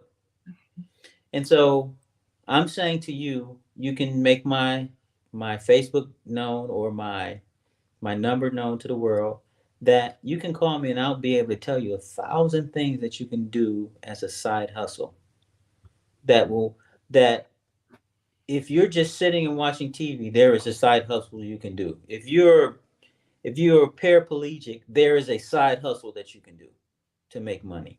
And so I can tell you about that, and I can connect you to groups, and I can teach you how to find the groups. Then the other thing is trading. One of the things that I do very well is I trade. So I'll go to Craigslist, and then I'll go to different states and different cities, and I'll go under for sale, and there's a barter. There's a tag that says barter. I'll push that tag, and it says, I want to trade this Harley motorcycle for this trailer. I want to trade this blah, blah, blah for this. The other thing is you can find people who will be willing to take what you want to have to trade for something else. So what I did was, to answer your question in a complex way, I took some videography stuff that somebody was throwing away on the corner, and I took it because I saw value in it. I traded it for 2 Cannondale bicycles because the person had the camera that fit that stuff. I put it on a barter. I said, I'll take whatever you have. They gave me, I'll give you 2 Cannondales. I didn't even know Cannondales were. Cannondales are some of the expensive money bikes that you can buy, right? Yeah. So they were worth $2,200 per bike. I was like, bro, I just bought a car. But he's like, nah, these bikes, but I'll give you both of these because that particular lens, it was called a fly lens. It's like literally this big, and it can get that angle and that angle over there. He said this one alone is just, the guy was so excited, I just gave him all of the stuff. I got 2 Cannondales. I traded the 2 Cannondales for 2 riding moors. I traded 2 riding moors for a 20-footer trailer. The guy said he wanted to have a 20-foot trailer to take his thing. So I spent $280 driving from Michigan to Wisconsin. I traded the thing for a drop top car. This is all truth. My old business partner can tell you because she followed me to that thing so that I can drive the car back, right? Because I had to drive my truck up there to drop the trailer off. And at the end of the day, there's a huge demand. You know you're gonna have to come back on. For sure, I look forward to it. I've been told, bring him back on, so. Anyway, go ahead. So, as I'm driving this drop top car back, I sold the car for $10,000. Off the base of free camera equipment from the corner and $280 worth of gas. What is the return? And my wife, before she was my wife, she was like, who are you talking to? I'm like, I'm doing trade. She's like, you ain't doing trade. Then she came with me one time. We picked up an 18-piece table set. The wife wanted the 18-piece table set, but she did not want it anymore. She wanted to downsize. I had one that I had just got from a client for free. So I turned a free piece of property into an 18-piecer. And so if you don't have any money, trade. That's good. I like that. I love that. Trade. Real. Let's trade. That's real. Let's trade. You know, Pastor Rob, you keep saying your wife. Do you mind saying who your wife is? So if you don't know my life, the world famous Lexi Worldwide Johnson, she's a missionary. She does a lot of mission trips to Africa. They call her Lexi Johnson. I think she might have even been on this show before. She's been on this show. She was at our event. We That's honored right. her. She's an We award. honored She her. got an award from you. And she is in the book, A Collision with Purpose in Pursuit How of about Purpose. that? I forgot about that. Most Yes, definitely. I so- forgot about that. So I just wanted you to say it. So you keep saying your wife, and I know she's very familiar to this show. So most platforms I'm on, my wife is not a part of Mhm. because we're kind of in the opposite worlds, and so it's very rare that we bump into heads. But she's like the superstar on this platform. She's in the book, so excuse me. You know what I'm saying? But so shout out to my wife. I'm very proud of her and her accolades, especially the networks that she have and the people who she strategically become a part in their lives. And I think you guys did a great time and had a great time in Kenya, so much so that you're going back again this year, correct? Absolutely. I look forward to that, and I'll make sure that you get a $40 donation from me before you go. I will be calling you. So, but yeah, and I'm excited about that. But one of the things that she's, besides a world speaker, besides a missionary, she teach people how to have their own mission fields. And that's important because a lot of time people just want to hold on to people. No, we want to teach you and then let you loose and do your thing how the Lord has, whatever the Lord has for you to collide with your purpose with, right? Because that collision is important. So absolutely. Augusta, do you have a question for man, I got no questions. I'm gonna talk to Rob offline about this land bank situation. We could you got to do it, brother, because to the listeners, listen. They're in every city most of the time, but even just showing you how to get your own property and be mortgage free, and or getting out of your $380,000 mortgage and getting into a quadplex so you can become a millionaire in 5 years, opposed to being a slave for 30. Important, because we're trying to get the Mercedes Benz parked with the picket fence house, and that's not really the first step. The first step really is to be an owner of apartment complex, and it's easier to do that than it is with something called a DCSR loan. Write it down, study it. That's when your credit don't matter, and you get a loan just based on what the property is valued at. That's a gem right there. DCSR loan. Write that down. Yep. We look. Rex, you wrote that down too, right? You got to. Come on. I was like, yeah. I just want to make a point, and Pastor Rob, what about this platform, Bridging Generation? Are we doing that now? That's the most, I think, particularly for people of color, that's the most important thing that we need to do, because we see it in other cultures, but we don't see it in ours. And our youth think that they're taught in school to despise the fact that they're people of age. Like, that's old. Yeah, it's old because it's got value, because it exists. Right. But you're saying it's old as if it doesn't have any value, because that's what they're teaching our youth in school now. The compulsory education system teaches them that. That is what they want them to believe, right? That's it. That is what they want them to believe. So we're gonna close out, but like we always do, we're gonna go around the table and have a closing argument. Rex, do you want to go first, please? Will you? No, let me pass on going first so I can understand what you're talking about. That's right. You've been on before, so you're not really a regular. So let's do it with Augusta. Amazing show. I don't have a lot to say. All I'll say is I learned a lot today, and it's always a win when you could learn. You know, I'm from California, so I got to say it's always a win when you can learn from the OGs, real people who have real insight. They gain it through the knowledge and experience. And my fiance and I will definitely be talking about land banks and this DCSR loan. Yes, sir. Okay. Correct. Okay. Yeah, I get it now. All right. Well, I definitely don't have anything to add other than the fact that this was a great conversation. I learned so much. I got my notepad here too, so I'm ready to go ahead and start having these conversations with not only my lady, but with also my family too, so we can take our game to the next level. And I'll also be looking you up, brother pastor, so we can continue to connect. Hey, it's a connection here. It's much love, so stay there. You know what I'm saying? I'm available. And Rex, don't forget the video. This is a video. It's been recorded, so you can do the replay and play it over and play it over. So Okay, you have full access. Pastor Rob. One of the things that I want to say is that this week I noticed that my sister, she has some ailments, right? My older sister. And our family is not close enough. And so one of the things I did was have my technological savvy youth in my family put us in a group together so we can just say hello. So we can just schedule a time, 30 minutes to just see each other's face because we're moving so fast. They're in DC, Virginia, Michigan, Texas. And so we've been kind of separated. And my thought is the same thing that I'm telling you guys tonight, if I were to ask my family those things, they would know it. And so I want to make sure that I'm out here blessing the world.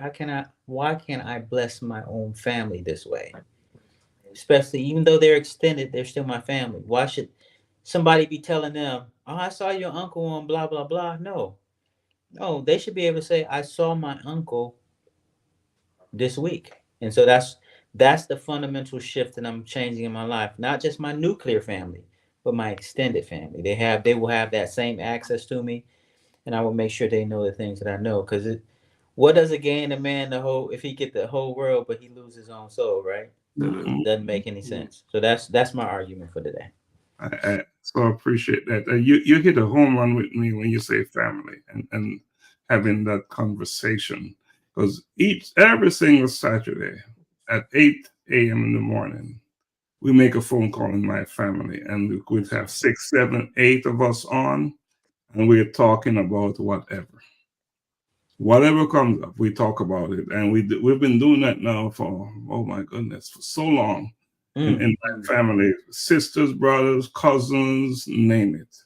We come on and we just talk. We just talk about situation, things happening in the family, how we can support each other. So that is, for me, you just hit a home run when you said that. And sometimes we talk from 8 till 1, till 2. It's important. You get healed. You know what I'm saying? It's important. Yeah, Augusta, we talk from 8 a.m. until 2, and we take a break and we come back on because it's on WhatsApp. You can get off the call and come back on. So that is something that you hit a home run, and what a way to wrap the thing up. But my piece is, and we've been having conversations, we've been listening to you, Pastor Rob, and what I'm hearing, you're a man who owns your truth. You know your truth. You know who you are. So I just want to say something about that, right? That owning your truth sometimes can be a challenging path. It requires courage, vulnerability, and an unwavering belief in oneself. But let us all imagine the freedom that comes from shedding the weight of expectation, from breaking free of the chains that binds us to conformity. So I suggest that as we journey together in this fleeting moment, let us ask ourselves, are we merely actors on the stage of life, or are we the courageous playwrights of our own destiny? And I will say this, the choice is ours to make. So let's make the right choice. Can I add a snippet to that? You can add anything you want to add to it. So Dave Chappelle is his own person. We can all agree with that, whether you like him or not. The CBS, as I understand it, just signed him to a $2 billion contract to do night shows. This is a guy who, just like, and I'm saying this because you said, be authentically you. He is authentically him. He did not bend to whatever they were looking for him to bend to. And now they're willing to pay him the most because he didn't bend. Because he's him. Because he's him. He owns his own truth. And I admire that so much about you. You say you're going to say your piece, and it who cares? Someone may not accept it, but guess what? You said it. It's your truth. And that is what this platform is all about. You come on here, you say what is on your mind. You had said to me that should we be talking about this? And I said, talk. You're here to talk. Whatever comes out of you is what should come out. And that's what came out tonight. And I will say this. You've seen the comments. You're teaching. You're teaching. And one person said, and by the way, that was my daughter. She said, bring him back on. So if my daughter tells me to bring him back on, what choice do I have? Praise God. What choice do I have, right? Right. So I just want to say to our viewers, and if you're watching live or if you're going to watch the replay, don't keep this information to yourself. Spread it, share it. Share it. You can share it now or you can share it later, but this is not something. Don't act like a lake. Be a river and let the information flow through you. You flow with it and you disseminate it to wherever the river is running. So in closing, anyone else want to say something? I thought I heard somebody jump up.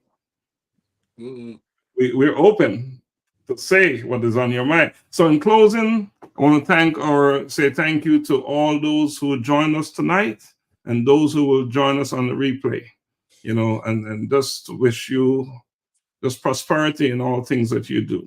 So blessings always. I want to ask the guests to hang on backstage while we'll drop this off. Donna, can you close us out, please?